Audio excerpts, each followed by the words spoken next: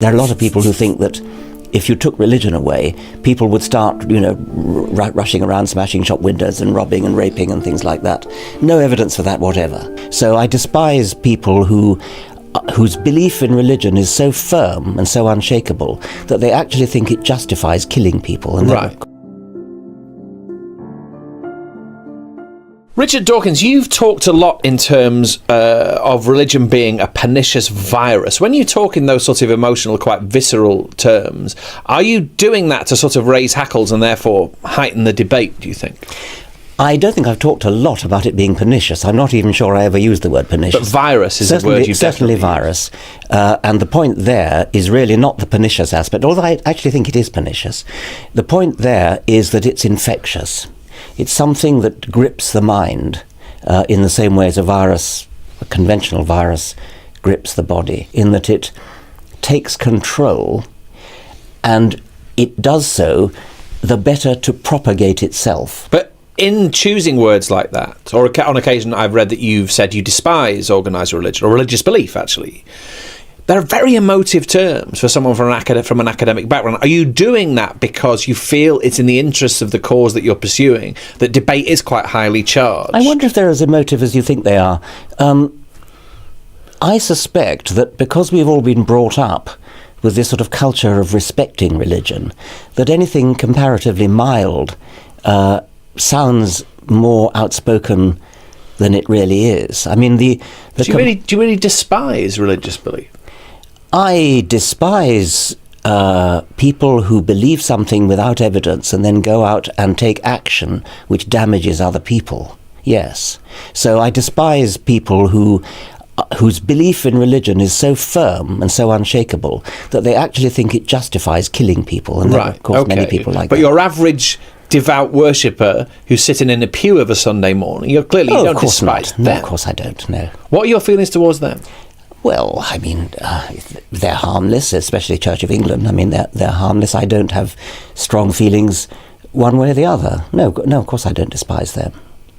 Here's the thing. I am an agnostic. I have thought about the tenets, certainly, of Christian belief. And as far as believing in God is concerned, sort of found them wanting, or myself unable to be convinced.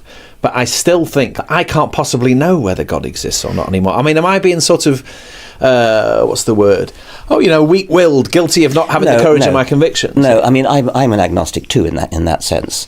In the God delusion, I made a 7-point scale. 1 was total conviction that there is a God, and 7 is total conviction that there isn't. And I put myself as a 6. Okay, so that's kind of agnostic, but veering towards atheist. And I would be a 6 with respect to fairies and pixies and werewolves and things like that. But there are people who will say, because they're agnostic, that puts them absolutely right in the middle. The probability of there being a God and there not being a God is exactly 50-50. And that, I think, is the wrong sort of agnostic to be, because I think you can sort of put a probability figure on it. You can say, well, I think a God is very unlikely, but I can't actually disprove it. So I'm not a 7. I'm a 6.5 or something like that. And that's where I would put myself. Dawkins' idea that religion acts like a virus actually lines up with what psychologists see in child development. Kids are wired to trust authority, which makes them easy to indoctrinate. That's why churches baptize babies or push the Sunday school so early. Once the belief spreads, it's carried forward like an infection of the mind. And he's right to despise beliefs that cause harm. History is packed with examples. The Crusades, the Inquisition, witch trials, all justified by Scripture. Even in the Bible, Luke 19:27 has Jesus saying, "Bring them here and kill them before me." That verse has been used to excuse violence for centuries. The bigger point is about evidence. Dawkins puts himself at a 6 out of 7 on his scale. Almost certain there's no God, but honest enough to say he can't disprove it absolutely. That's science. You follow the probabilities, and the probabilities aren't close to 50-50. There's no evidence of a global flood, no archaeological proof of Israelites wandering the desert for 40 years, and no DNA evidence tying humans back to Adam and Eve. What we do have is overwhelming proof for evolution, the Big Bang, and genetics. And you see the shift today. Pew Research shows Christianity in the U.S. shrinking fast while the number of people with no religion is climbing. The more people learn the facts, the less they rely on faith. What about the fact that religion, in terms of its institutional influence, persists? How much does that irritate you? Or it's weird that those countries that have sort of the trappings of theocracy remaining, like Britain, because we have bishops in the House of Lords, and we have lots and lots of faith schools, and we have the Queen is the head of the Church of England. It's an odd thing that those countries, like Britain, like the Scandinavian countries, which have an established church, seem to be the least religious. And a country like America, which has written into its constitution the separation between church and state, a wall of separation, as Jefferson called it, is one of the most religious countries, the most religious country in the Western world. So there's an odd negative correlation with what you might naively expect. How do you explain that, do you think? Well, various explanations have been offered. I mean, one explanation is that in a country like Britain, where religion is part of the establishment, it's become sort of boring. Whereas in America, where there's the wall of separation, religion has become free enterprise. And so you have mega churches with their own television stations, their own creches to look after the children, their own gyms. They've become huge commercial enterprises, tax-free, by the way, which helps, with the televangelists having private Lear jets to jet around in and fleets of posh cars and things. It's not tea and biscuits. It's a very, very big business, religion in America, whereas in Britain it's become sort of boring and people don't really take it very seriously one way or the other. Politics is very reluctant to go anywhere near this. I mean, in terms of the solutions to some of what you're talking about, the only place we can look is to politics. The state has to act. Perhaps things have to be legislated for. And yet, I mean, there was a hell of a fuss when Ed Miliband recently said he was an atheist. There's a sort of, it goes back to what you said before, I think, about not offending religious sensibilities. Yes. There's a sort of twitchiness about religion, I think that's still. True. Yeah, I think that is And then true. I suppose my question, given the amount of energy you expend on this issue, how are you aim to get over that? Because it does stand in the way of society achieving the sort of shape that someone like you would like it to achieve. Yes, and my colleague Dan Dennett coined the phrase belief in belief. Lots and lots of people are not religious themselves, but they've got a vague idea it's a good thing that other people are. It's very patronising and condescending, by the way. It's sort of the attitude, well, you and I, of course, are too intelligent to be religious, but the common people need it. And there are a lot of people who actually think that. A lot of people think that we need religion in order to be moral. There are a lot of people who think that if you took religion away, people would start, rushing around, smashing shop windows and robbing and raping and things like that. No evidence for that whatever. I mean, absolutely none. So I think one important thing we've got to do is to prize apart religion from morality. It's absolute nonsense to say that you need religion in order to be moral. And so I think that would be one major step we could take. You don't need to send your child to a faith school in order to instill in that child a sense of morality, a sense of good citizenship. For whatever reason, even in a secular country like this, we have arrived at a point where there's a sort of latent belief within the popular consciousness that to be scientific is to somehow be sort of desiccated and dry and to miss out on the magic and mystery of one's experiences and the world and so on. You dispute that, right? So not only dispute it, I mean, it's just the exact opposite of the truth. Science is wonderful. Science is amazing. The fact that you could understand why you exist, who could not be turned on, who could not be excited by that, who would ever want to live in a world where you live your life, you go to work, you go to the office, whatever it is, you go to the football match, and this goes on year after year, and then you die. And you don't have any understanding of why you were there in the first place. That's desiccated, that's dry. What is not dry and desiccated is coming into the world, as it were, awakening in the world, and awakening in the fullest sense of seeing the universe, seeing the stars, seeing down a microscope, seeing what's inside every single cell, seeing what's inside the brain, and marveling at this wonderful gift of life that we have, albeit temporarily, marveling at this gift of understanding why we exist and rejoicing in it for as long as we do exist. Richard Dawkins, thank you very much. Thank you. What Dawkins highlights here is fascinating. Countries like Britain still have official churches, bishops in government, even a monarch as head of the Church of England. Yet they're among the least religious places in the world. Meanwhile, America, which is supposed to separate church and state, has become one of the most religious nations in the West. The difference is simple. In Britain, faith feels like old furniture. In the US, it's a booming business. Megachurches run TV networks, gyms, schools, and do it tax-free while pastors fly in private jets.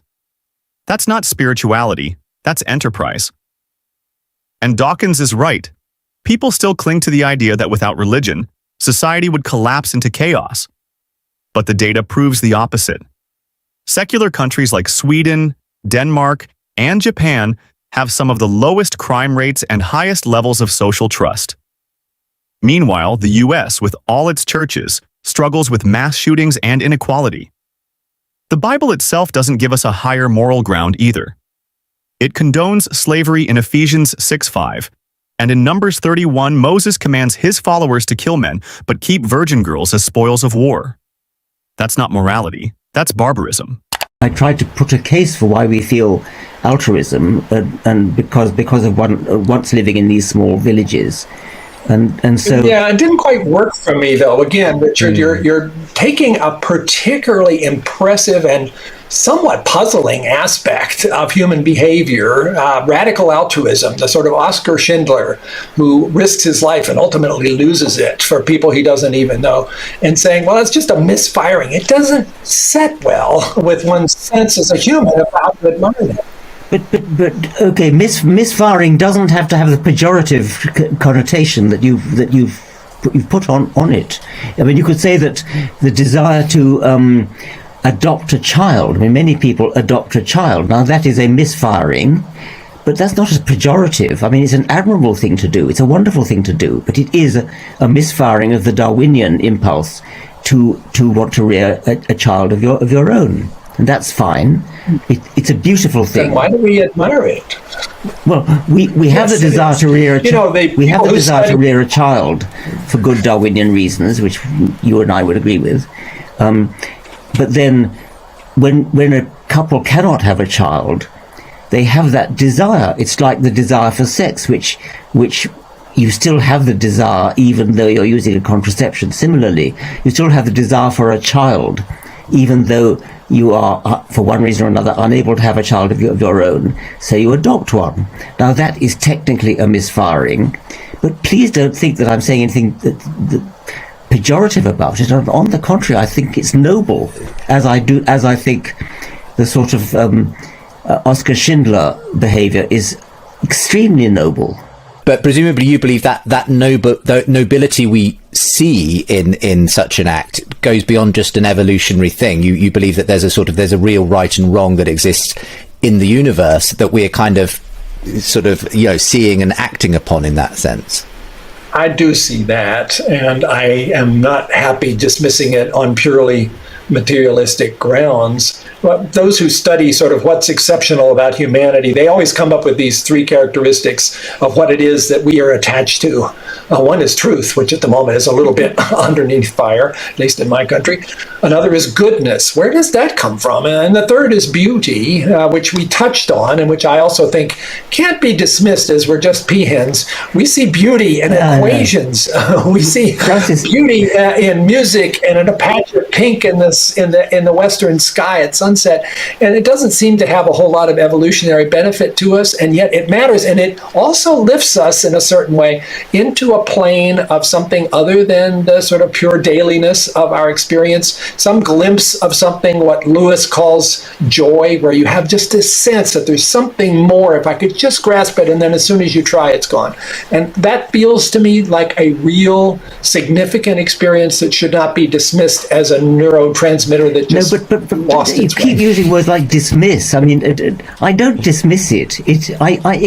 I exult in it. I mean, it's wonderful. It's beautiful, and the fact that you can give it an explanation is not to dismiss it or demean it or reduce it in some way.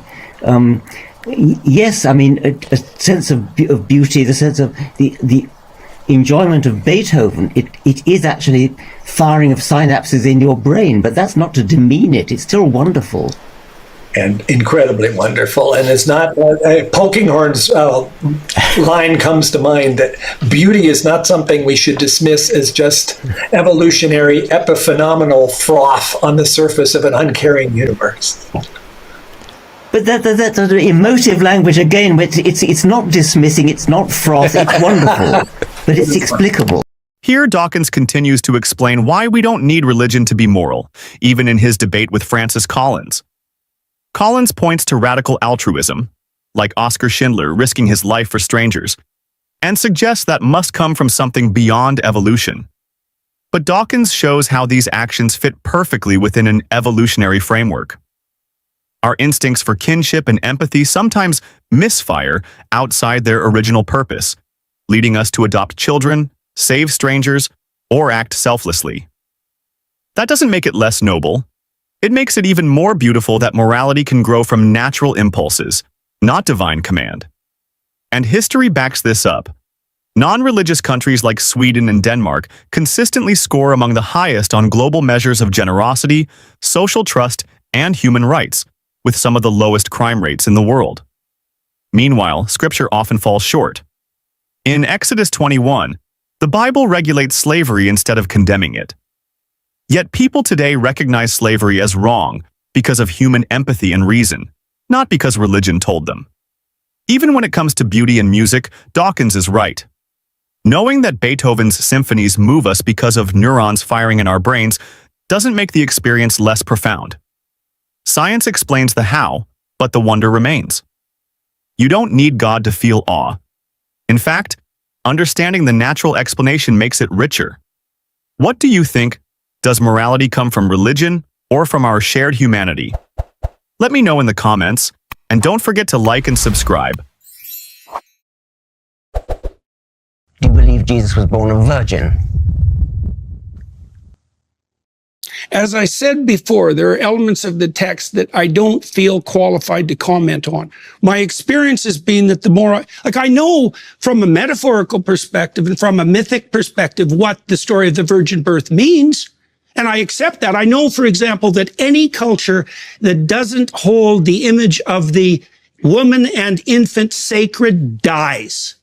And I don't know how that needs to be expressed in a form. Is it true, though? Do you mean that you don't know? Well, it's a moral question, and I know that's exactly. And I was dealing with a factual question, which is, did Jesus have a father? And you won't answer it. You made a statement a couple of months ago that I found very interesting. And I don't claim to understand it, and I'm not trying to put you on the spot with it. You said that you were a cultural Christian. Okay, and so that raised a number of questions in my mind. And the first question was, You are changing the subject. No, I'm not.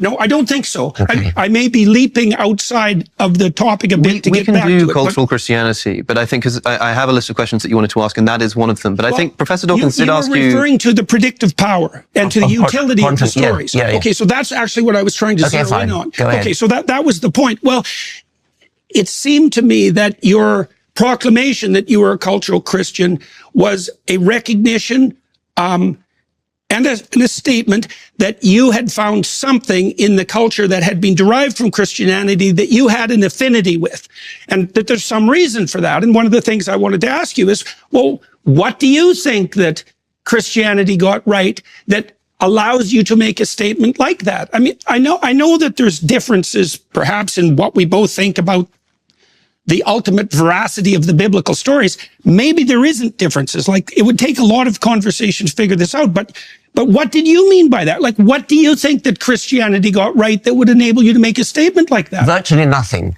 I meant by that no more than that I'm brought up in a Christian culture. I went to Christian schools. I therefore know my way around the Bible. I know my way around the Book of Common Prayer. I know the hymns. That's all. I don't value Christianity as a truth system at all. Okay, so let me ask you about that, because maybe that's true and perhaps it's not.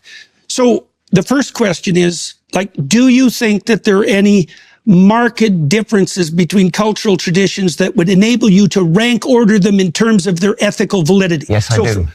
For example, we could contrast mainstream UK Christianity with Islamic fundamentalism. Yes. Okay, so there's a hierarchy. There is a hierarchy. Okay, a hierarchy that points to what?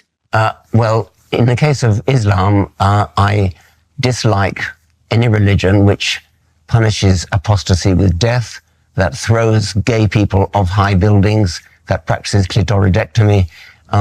That seems to me to place Islam on a lower level than Christianity, but that's not to say anything very positive about Christianity. Well, it might be to say something positive about Christianity. Like, I think that question is open, because you might ask yourself, what did Christianity get right that led it away from those particular presumptions and towards something that you regard as more ethically appropriate? Like, this isn't a trivial question. It's a very modest claim. There's not very much. I mean, to be better than a religion that throws gay people off high buildings is not really a very virtuous achievement. I don't know. I don't know if that's true, because if you look at the barbarism that characterizes the human past, you might think that any progression whatsoever towards something approximating mercy and tolerance is nothing short of a bloody miracle. Well, like, people are pretty ruthless, and so are our chimpanzee cousins. Yes, they are. Right. So, yes. So we move forward into the light with great difficulty. Yes, and yes. the fact that we can take that for granted now, and that it seems self-evident and deserving of faint praise, it's not so clear to me that that's a reasonable proposition. Okay, let's grant the faint praise, but that has nothing to do with the truth value, and what I care about is the truth value. I see no truth value in the claims of Christianity, the virgin birth, the resurrection, the miracles. Do you believe in any of those? Do you believe Jesus was born a virgin?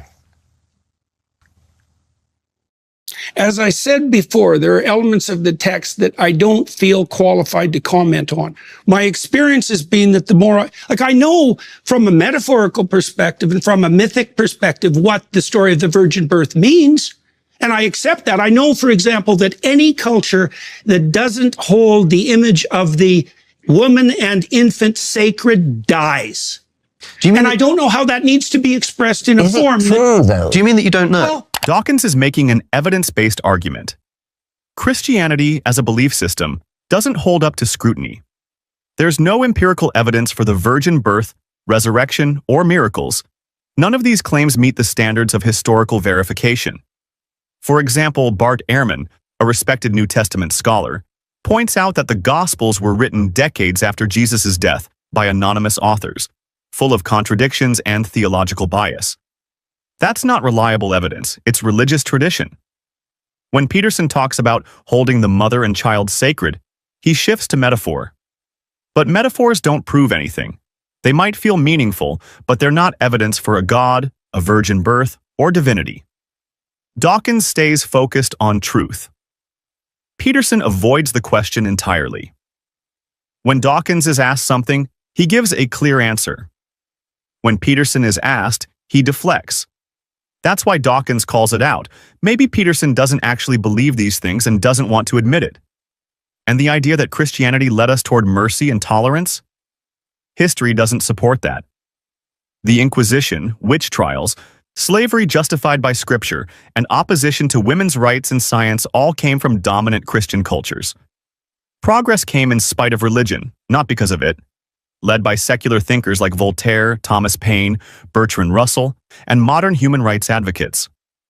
Dawkins is right to say, cultural familiarity doesn't mean truth, and religious comfort doesn't equal evidence. Let's continue watching. Let me ask you about that, because truth, this is something I talked with Sam Harris about too. Truth, as we know, is a tricky business. Do you think there are differences in the truth claims between different writers of fiction? Like, is Dostoevsky more profound than... No, well, I wouldn't call fiction truth claims anyway. I mean, these are... Then on what grounds do we rank order the fiction in terms of quality? Like, Dostoevsky is a profound purveyor of fiction on the philosophical front, unbelievably deep and profound. Yes, There's something true about what he's writing about. It's nothing to do with the truth that science is concerned with. The truth of science is the truth that gets us to the moon. I mean, this is nothing to do with whether one writer of fiction has a sort of insight into human nature. That goes without saying. I accept that. Okay, so how do we deal with the notion that on the purely factual side, how do we deal with the idea? Let's take you talked about clitoridectomy. Let's talk about the oppression of women. Yes. We make a scientific case that that's inappropriate?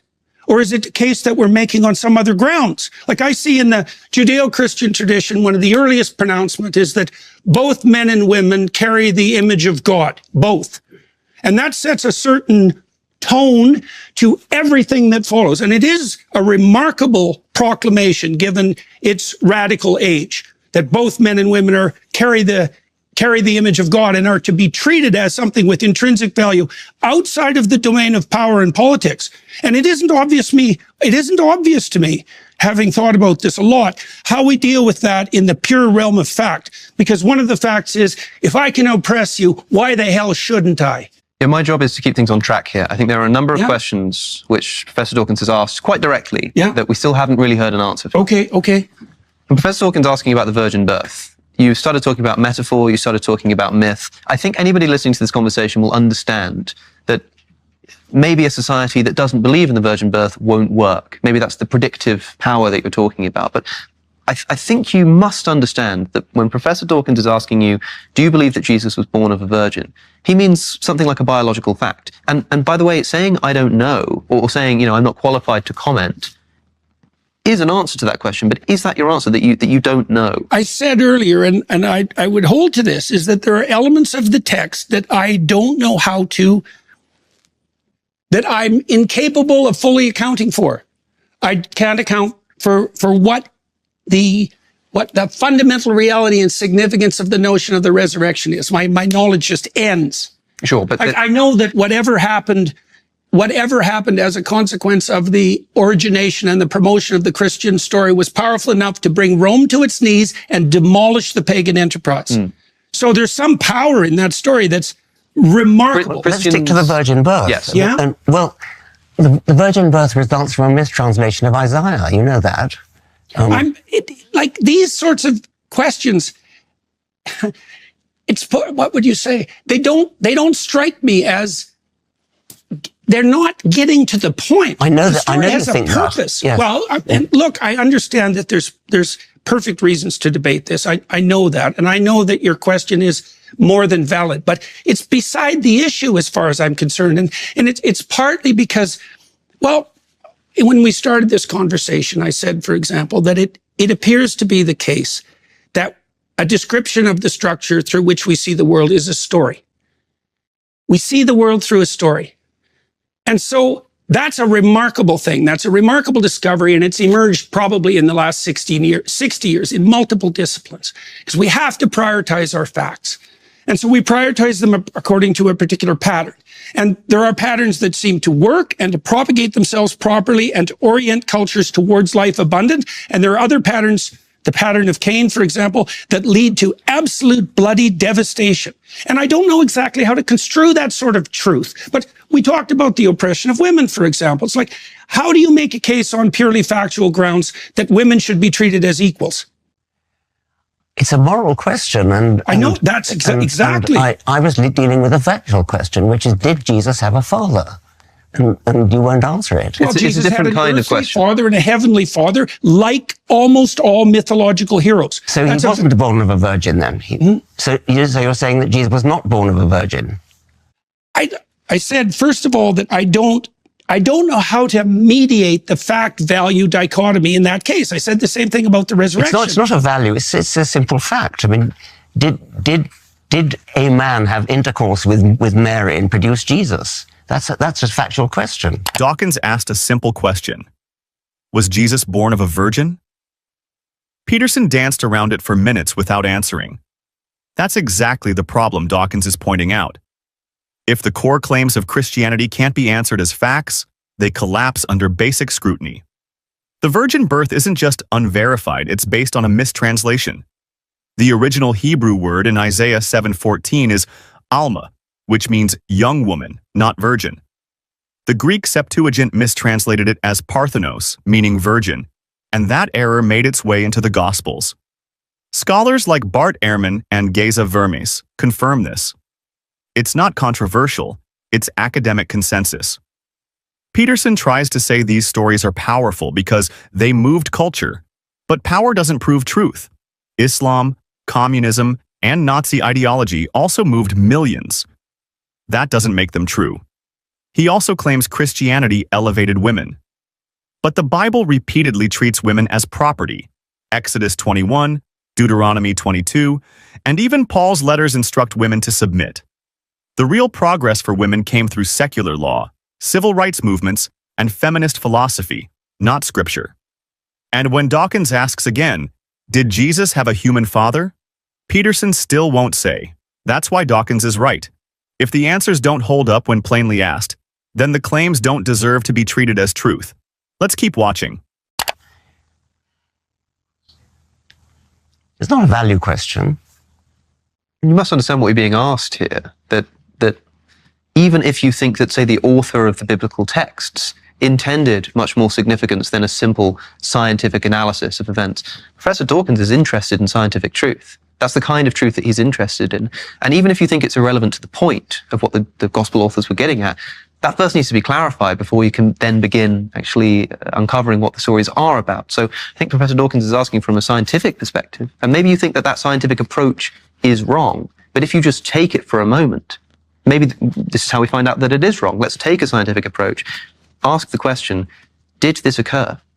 I think that it's inappropriate to use a question like that to attempt to undermine the validity of the entire, what would you say, deep mythological enterprise. Well, suppose we weren't doing that. Suppose we were asking out of interest. Suppose that we were all here devout Christians, maybe even Jungian Christians, and we thought, this is interesting, over dinner.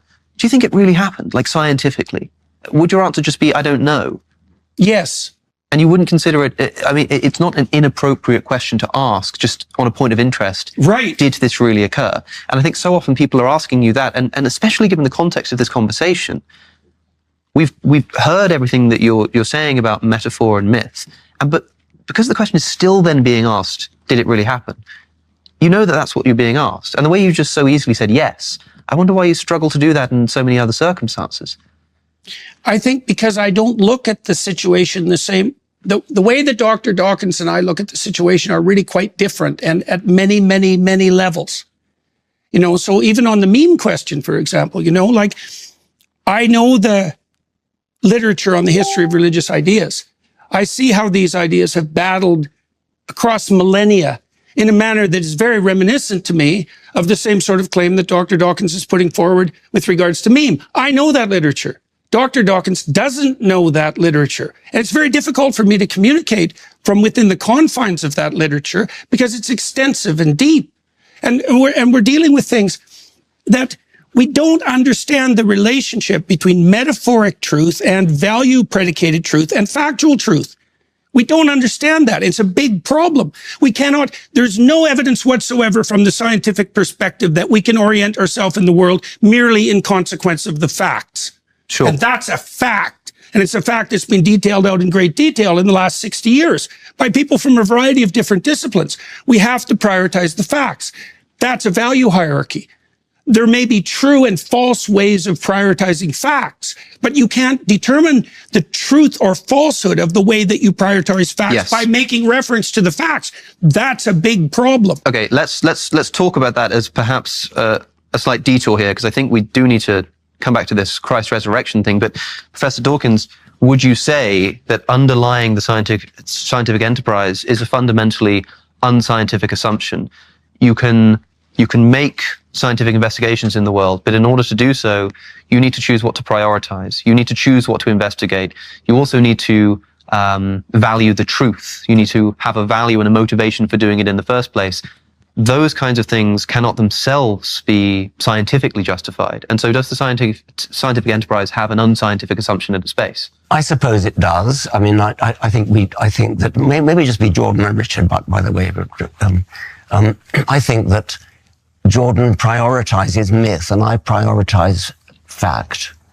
And I think myth is kind of vaguely interesting, but it's not the be-all and end-all of my life. I think it's somewhat secondary to scientific fact, the sort of facts that tell us how old the universe is, how old the world is, the history of life, the engineering achievements of landing a spacecraft on a comet. These are the things that science can do.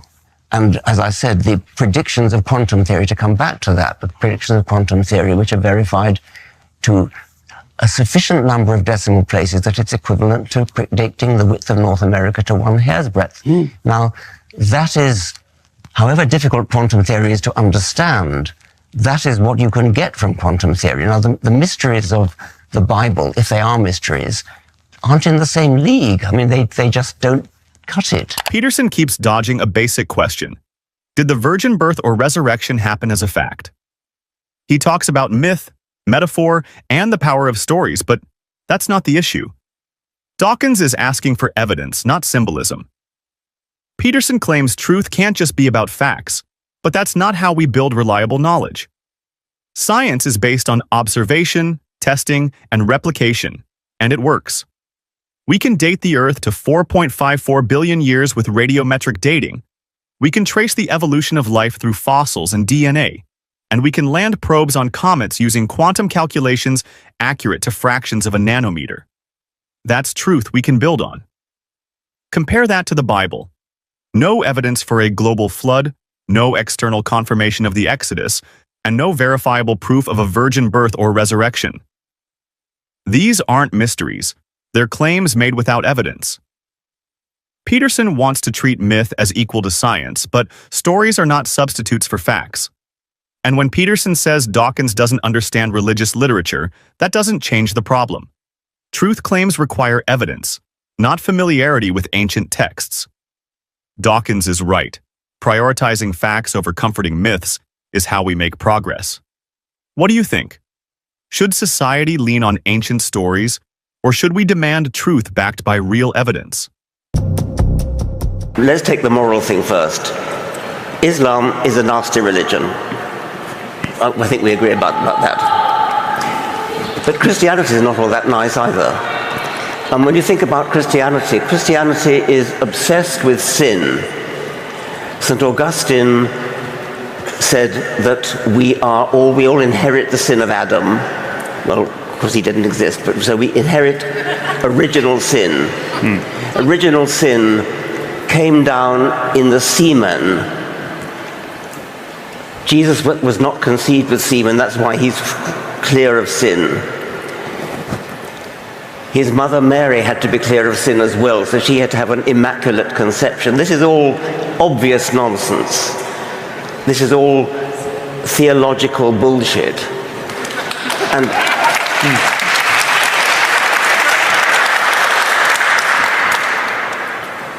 the idea that humanity is born in sin and has to be cured of sin by Jesus being crucified, Jesus being punished for all our sins. And that is a morally very unpleasant idea. I'm sure you must agree about that. I find that Christianity is actually obsessed with love, and that the figure, the teachings of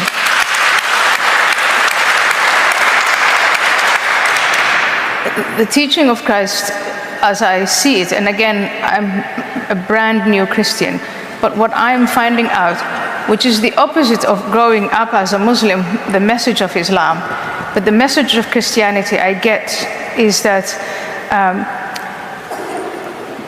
it's a message of love, it's a message of redemption, and it's a story of renewal and rebirth.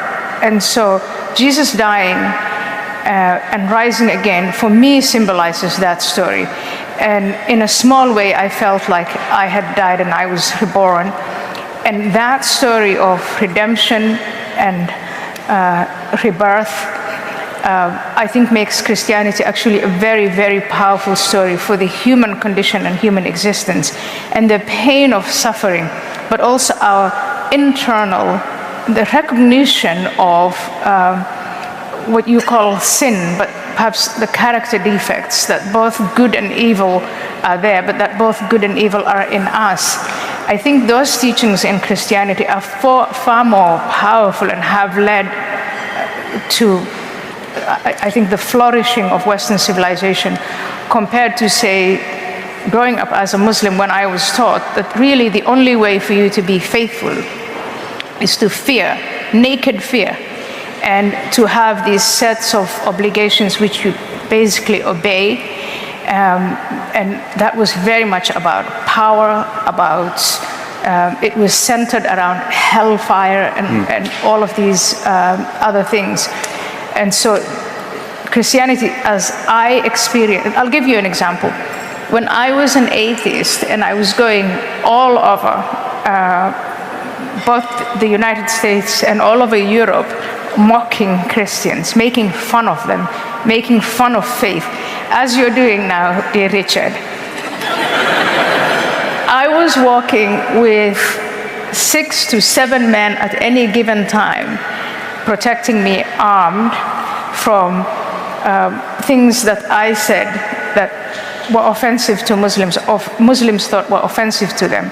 Christians were writing me letters saying, you know, we're going to pray for you, you're misguided.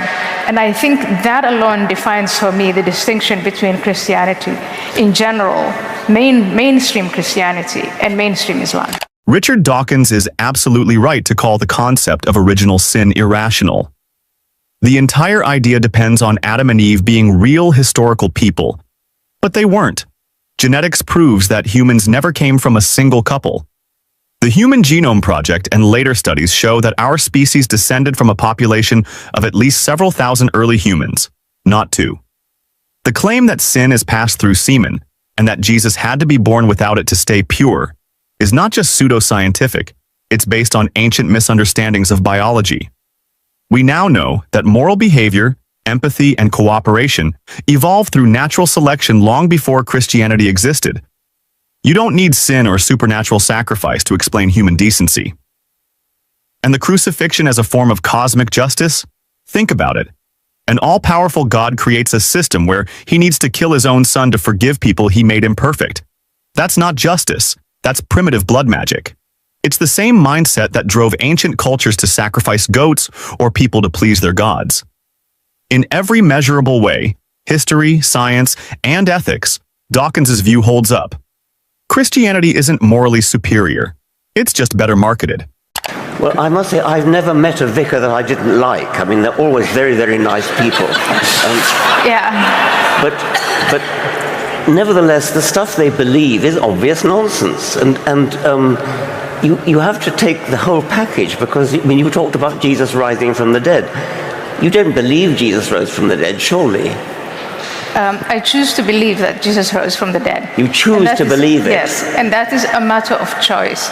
And it's a matter, I think it has to go back to, is there something or is there nothing? And I think you start with, there is nothing. And yes, for years I agreed with you, there's nothing. But if you come round to the idea that there might be something much more powerful than we are, something that caused everything else, then something like Jesus rising out of the dead, or these other miracles, Jesus being born out of a virgin, for that higher power is not a big deal. But again, it's a matter of choice, and it is just different planes of perception.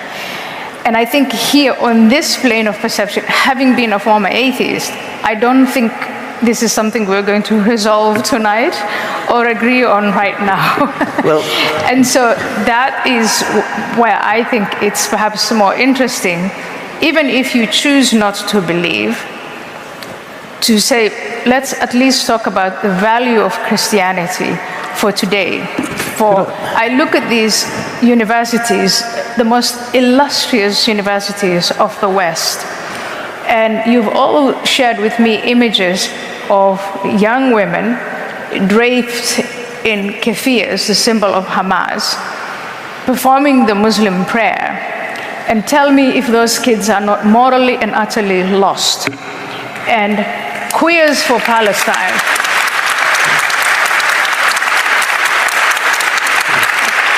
So while you and I and Stephen Pinker and all of those wonderful people were locked up in our ivory towers, Let's ask ourselves what was happening on the ground, because in the last 6 decades, we pretty much demonized Christianity and the teachings of Christianity out of the public space, out of school, out of universities. And a vacuum occurred, and that vacuum is now being filled, as G.K. Chesterton said, not because people have come to reason, but because now they'll believe in anything. There are very awful forces today out there that are claiming the hearts and minds and souls of these young students. And when you say there is nothing, you offer them nothing. We're getting into the bigger political, cultural question. I just feel it's worth pressing one more time on this. What you said, agree to disagree, and I understand, having read Richard's letter to you, that literal belief is the bit that he can't get past. Are you saying that you don't literally believe those things? You talked about planes of reality. Is it that you see a beauty in those things and choose to suspend your rational judgment, or do you literally believe them? Yeah, I mean, I think there is something subjective, and there's a choice. There are things that you see and perceive that a different person cannot perceive. Art, music. In fact, I think you do enjoy a great deal of Christian art and music. I will look at a painting by Pollock and I will think my 6-year-old must have spilled all the paint on the canvas and run around. And people are crazy enough to pay millions of dollars and hang it on walls. But I've actually seen people be moved to tears staring at a Pollock. That is a plane of perception that is real, but that's also very, very difficult to measure. And it's the same the way you're moved by certain pieces of music. So the fact that I have faith, and I choose to have faith because of what I've experienced, is just as real for me as it is for the millions of people who believe. But for me, what is even more real is it's the story itself and the wisdom in that story. The morality that has come out, that has evolved out of that story, the internal debates of millennia long and everything that we inherited from it, it's just too casual to cast that aside. And when we've done it, I think we have caused ourselves a great deal of damage. Richard, having heard that story, that moving story from Ayan of clearly how her conversion has helped her, and also she's explained in beautiful words the mode in which she believes it, do you still say you are not a Christian? No, not at all. I came here prepared to persuade you, Ayan, you're not a Christian. I think you are a Christian, and I think Christianity is nonsense. You have to be, I mean, you appear to be a theist. You appear to believe in some kind of higher power. Now, I think that the hypothesis of theism is the most exciting scientific hypothesis that you could possibly hold. And the idea that the universe was actually created by a supernatural intelligence is a dramatic, important idea. If it were true, it would completely change everything we know. We'd be living in a totally different universe. Now that's a big thing. I'm sorry, but it's bigger than personal comfort and nice stories and things. The idea that the universe has lurking beneath it an intelligence, a supernatural intelligence that invented the laws of physics, that invented mathematics. And that is a stupendous idea, if it's true. And to me, that simply dwarfs all talk of nobility and morality and comfort and that sort of thing. So would you have preferred for your erstwhile new atheist colleague, Ayan, not to have converted? Having heard her story, would you rather... No, I wouldn't say that. I'm just saying that religious belief is bigger than what gives you comfort. Or it's bigger than morality, it's bigger than what gives you comfort, it's bigger than what gives you a bulwark against Islam. It's something huge, it's something terrific, and it's false. Ayan says belief is a choice, something she feels, like music or art.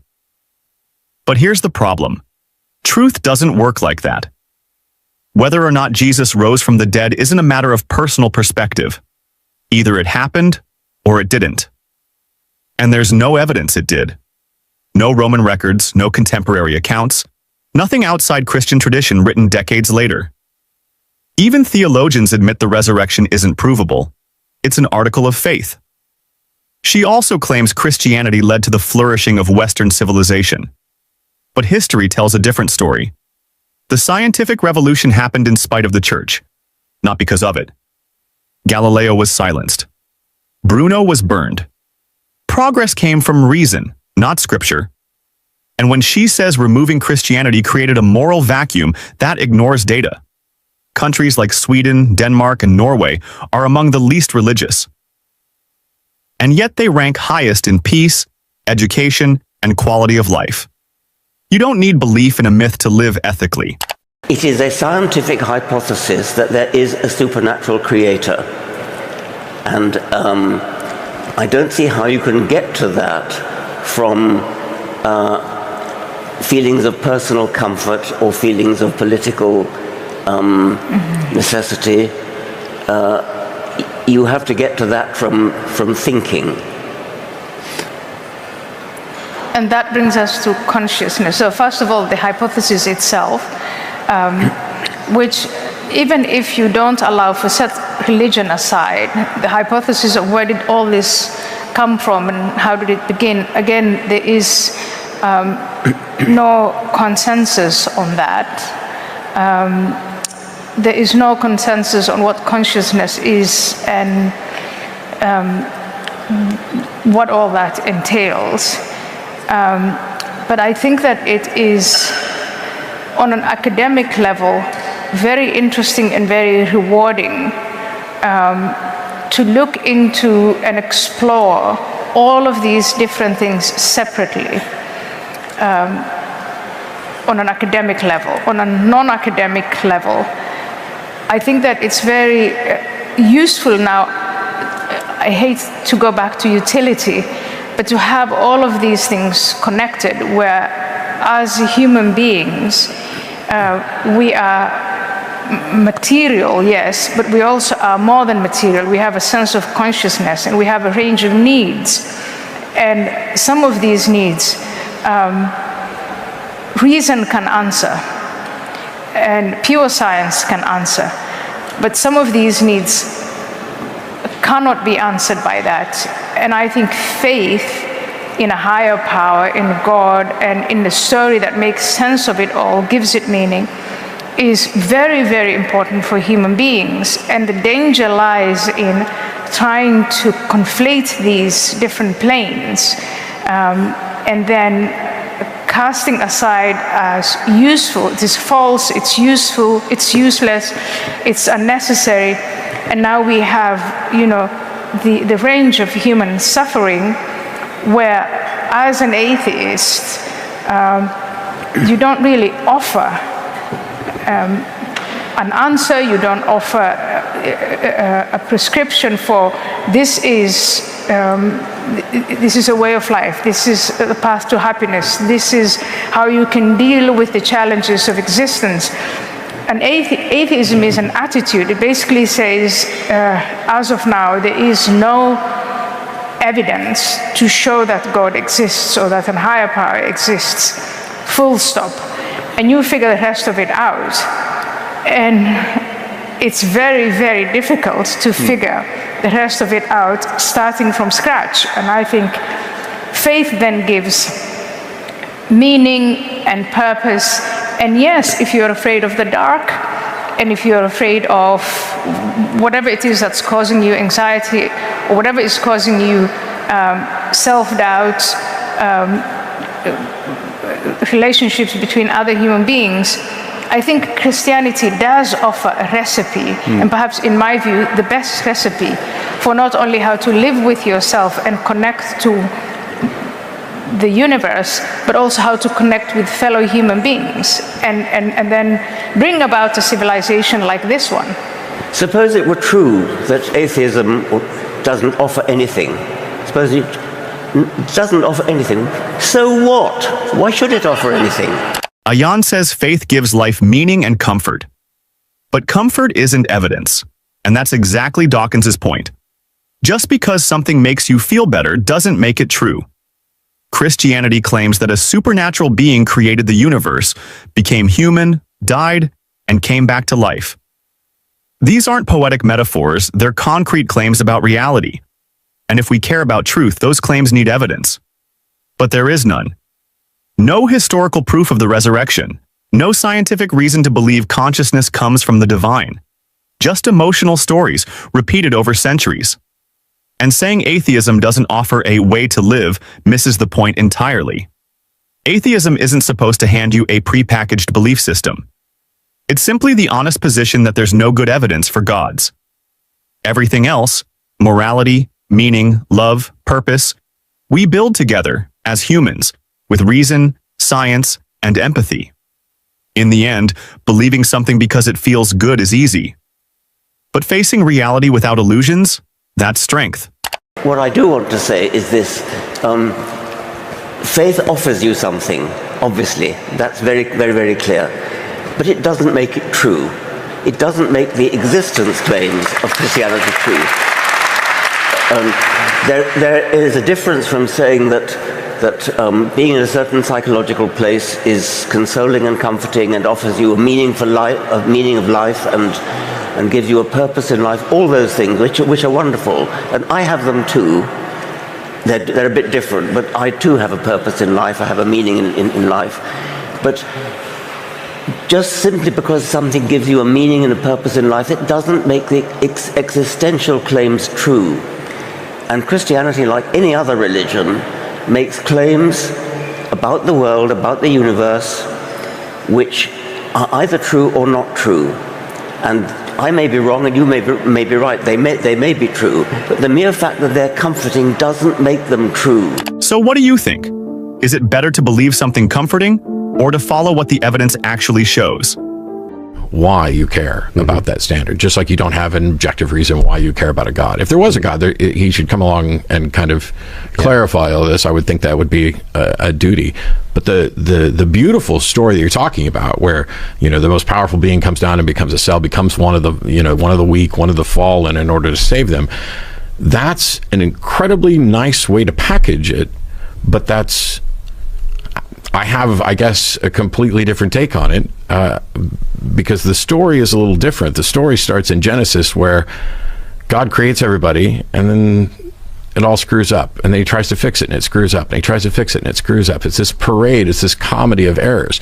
And then you get to a spot where God, who's been demanding that we slaughter animals and burn them because he likes barbecue, is now decided that he's going to come down and take human form and sacrifice himself to himself for a weekend to fix everything for everybody.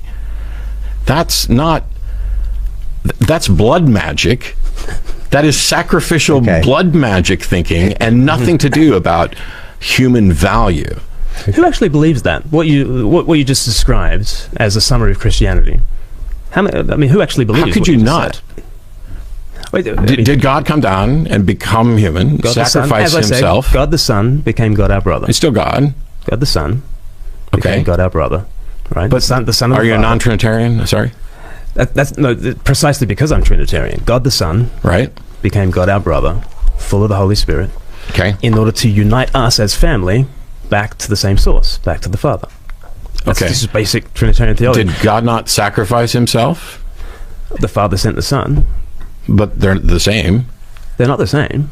They're part of the Trinity. Yeah, they are definitely. They are one, right? They are definitely part of the Trinity. Are they one, though? They are united, absolutely. The Father, Son, and Spirit. United. I mean, we're united at a table, but we're not one.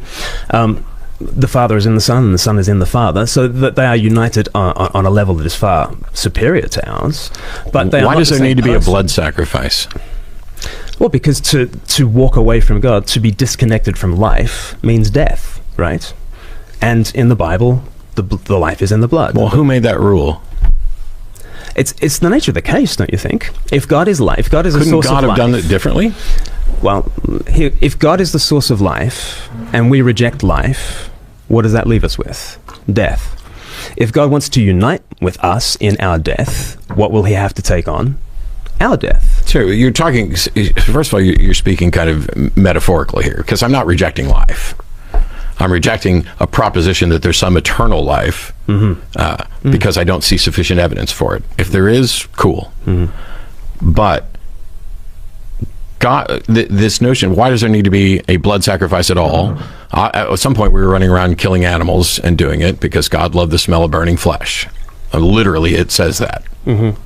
Now, while it's, I know what I think I know what part of the objection is. It's like the Easter story when atheists will say, and then the zombies rose up and marched on Jerusalem, and people will be like, "There's nothing in the Bible about zombies," but it does talk about the dead getting up out of their graves and going in there, and so it's a colloquialism to refer to it as zombies. I don't think even the atheists, by and large, are thinking that we're talking Walking Dead here, but it's a shorthand to show that there's something that's potentially absurd here, an extraordinary claim that doesn't have evidence for it.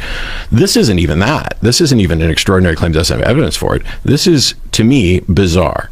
What is it about killing something that God needs you to do in order for God to forgive you? Because if God is the creator of everything, including the rules of how all this works, couldn't he have come up with rules that don't involve killing things? Matt is right to challenge the idea that morality requires blood.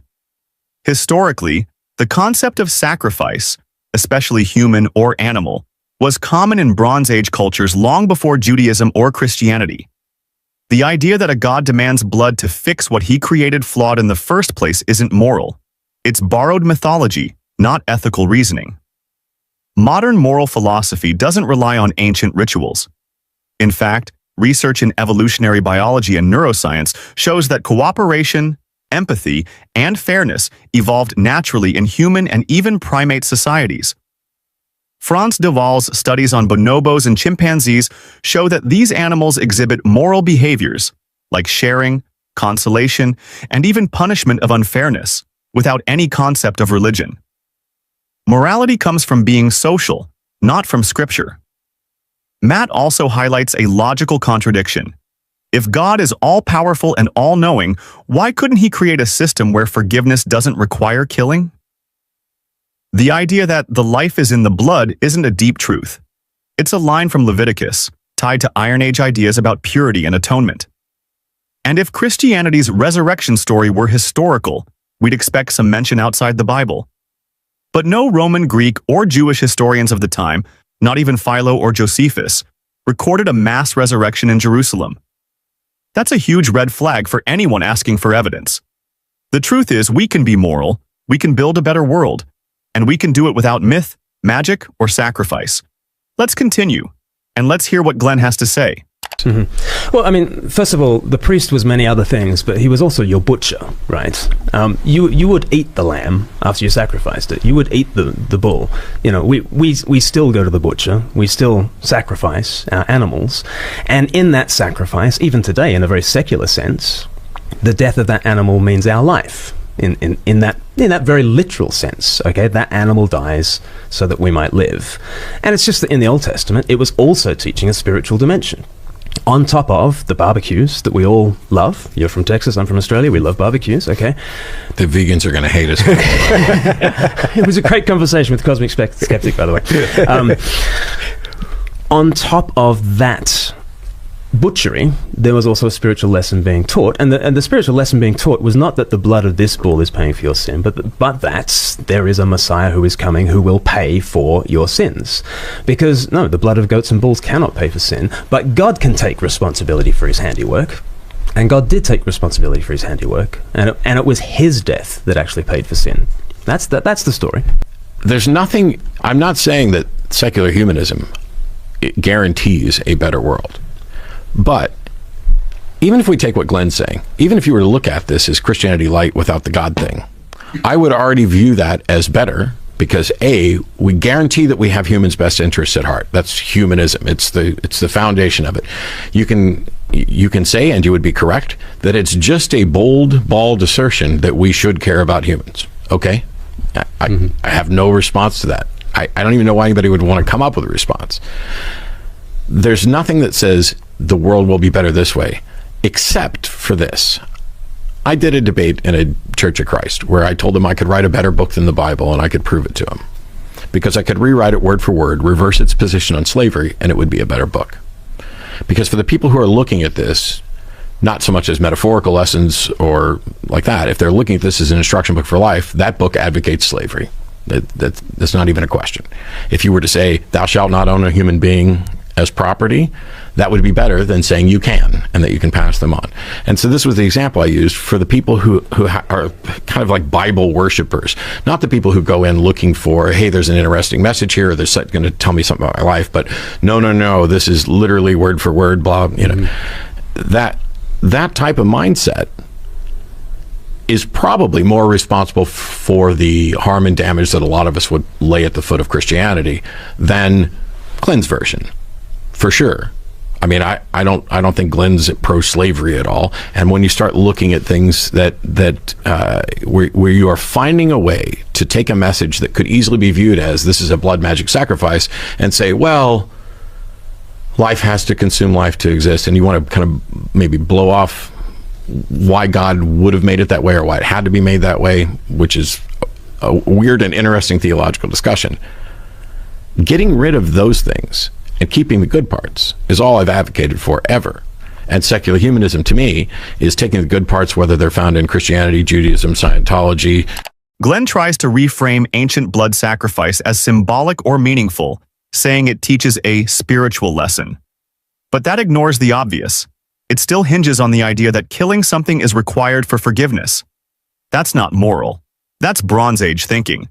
No modern legal or ethical system requires an innocent third party to suffer so someone else can be forgiven.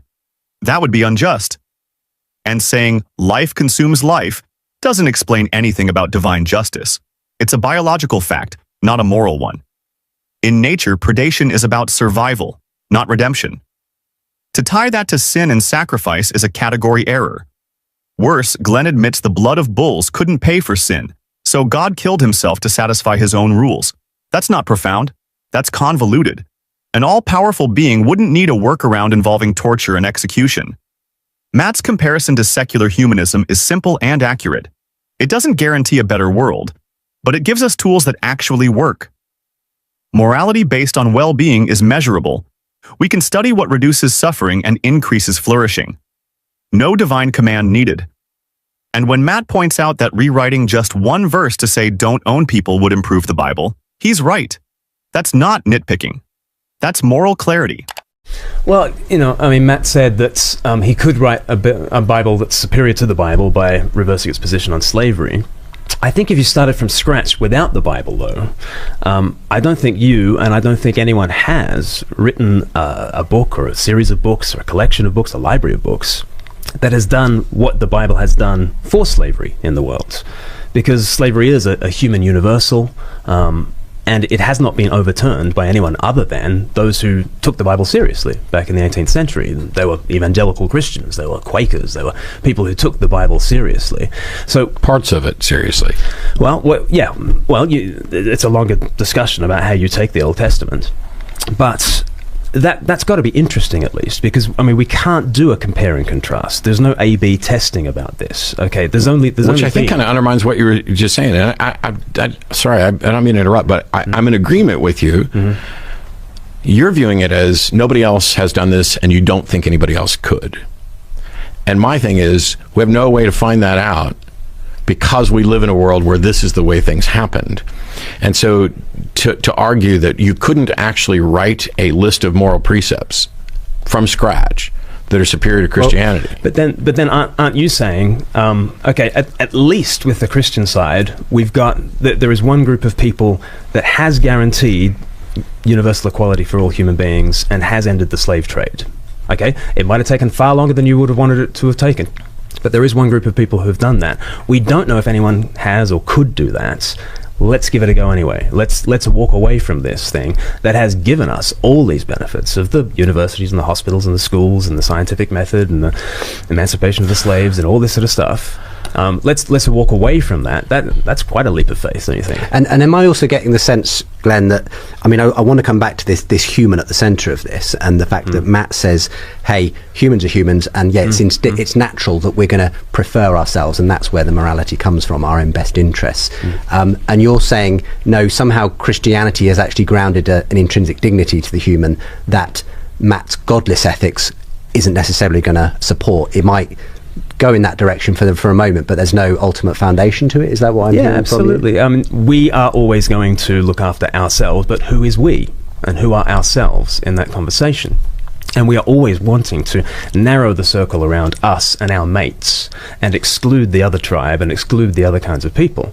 So, in the news here in the UK, just recently they brought in a non-invasive prenatal test for Down syndrome.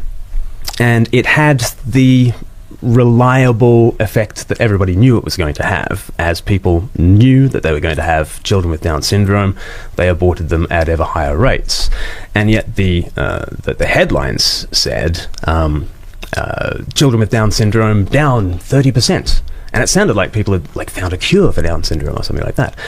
They hadn't found a cure for Down syndrome. They'd just drawn the circle around humanity and kept those with that condition on the outside and wanted to eliminate them. And that, to me, is a very chilling way of proceeding with a kind of a humanism. Because that's always the danger. Who is us? Who are those who we are going to grant with the right to life? And who are those who we are going to say, they do not qualify? And it's always tempting for the humans to say, okay, it's the strong who will make the decision, and it's the weak who must take the hindmost. What is it that's going to stand up for all humans, regardless of capacity, regardless of attributes, regardless of achievements? Who is it who's going to stand up for all humans and actually be true humanists and grant them human rights too? This is the problem. So first of all, whether or not that abortion scenario that you're talking about is humanism or not is subject for a whole nother debate.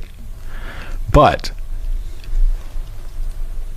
you say, well, nobody could do this. And then when we talk about, here's a list of precepts where we don't include a God in it, then your answer is, now you're just borrowing from Christianity. It's Christianity light, and you've just removed the God. And then the other objection that you're going to launch to secular morality is, what's going to be the foundation beyond this? At least we have a foundation. It's God. Well, what if people don't accept your foundation? That is exactly the same objection that you are leveraging, you're launching at secular humanism. Whatever problems secular humanism may have with regard to foundations of ethics, no religious foundation has any way of solving that.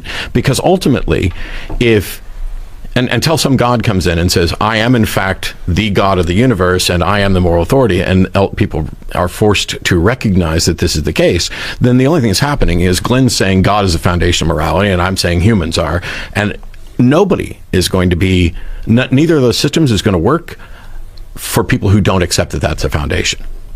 Do people have to all recognise this foundation in order for it to be the foundation? No, people don't need to recognise that 2 + 2 = 4 for it to be the case that 2 + 2 = 4, and for you to go to your grave proclaiming that 2 + 2 = 4. Even if the whole world said it was otherwise, then 2 + 2 would still equal 4. People don't need to recognise a moral truth to be a moral truth for it to be moral. They do if you're talking about a moral system. If you want to create, computer code and get people to start programming in it, you've got to be able to convince them about ones and zeros. Yeah. So 2 + 2 = 4 isn't even in the same ballpark of there is a God. It's either true or it's not, but it's not a foundation for something. If you're talking about a moral system, the true foundation is agreement on what the foundation is, that the three of us care about human beings. And then we can start arguing about how much we care and where there's going to be conflicts and everything else. But as long we can't do any of that until we agree on that foundation. And if Glenn's foundation is there's a God at the bottom of this and he can't demonstrate that, then we're not even going to get started on solving the problem. That's not what 2 + 2 = 4 is the analog of in this conversation. 2 + 2 = 4 is the analog of all human beings are worthy of provision and protection. All of them. Right? Would you agree with that? All members of the human family, no matter what their achievements, no matter what their attributes, all members of the human family are worthy of all provision and protection. I have no idea. Mm-hmm. That's a problem. It's definitely a problem, especially when you've got people who are discovering disabled children in the womb. When I say I have no idea, it's about that simplification. My instinct is, of course, to say yes. Glenn argues that Christianity offers a unique foundation for universal human dignity, but history doesn't support that. The Bible never clearly condemns slavery, genocide, or misogyny. In fact, it often reinforces them.